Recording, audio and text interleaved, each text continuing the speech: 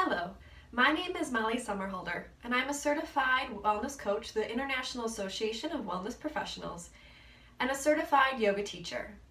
In this video, I'm going to share some simple and inexpensive ways to get outside during the winter months.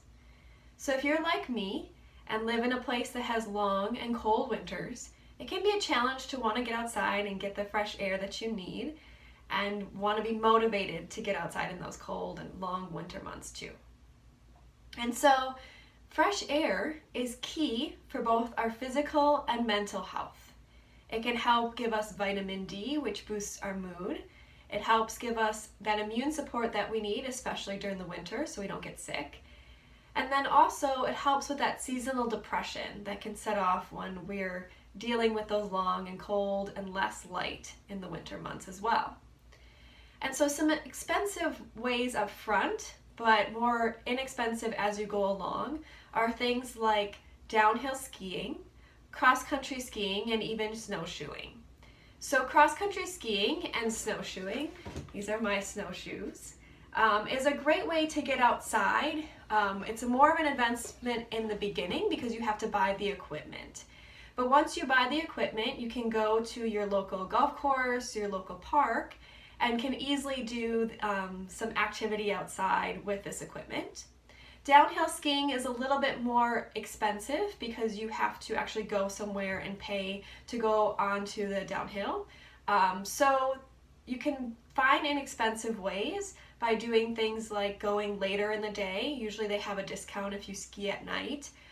Something else that you can do at a ski hill is also go tubing. Tubing is a fun way to get outside with the family or friends and just enjoy being outside for the day in the sunshine and having a fun experience to share for years to come. Some other things that you can do as well is you can invest in equipment like yaks. So these yak tracks go right onto your boots. They're helpful too if you're snow plowing or if you have to shovel. It helps you from slipping. But it's a great way to get out onto the ice and into the snow if you feel like you need a little bit more traction. So these are great for that.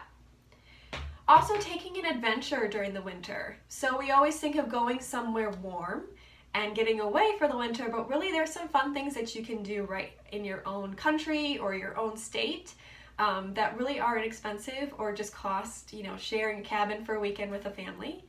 So we travel a lot to northern Wisconsin to see my sister, and one of the things that we did last year is that we went to what we call the ice caves. There are these beautiful ice formations in these caves along one of the Great Lakes, and so you have to trek out with your yak tracks or snowshoes and go and see the caves, and then the ice formations you can go in and out of too. We went to a Native American reservation that usually isn't open and got to go in and out through the caves, got to learn about the land, and also just have a fun pictures and fun family time for the day.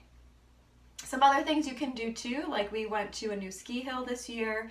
We've been skiing since I was 6 years old, so it's kind of in my blood to get outside during the winter months to enjoy them because they're not as long if you are enjoying them, right? They're longer if you're staying inside.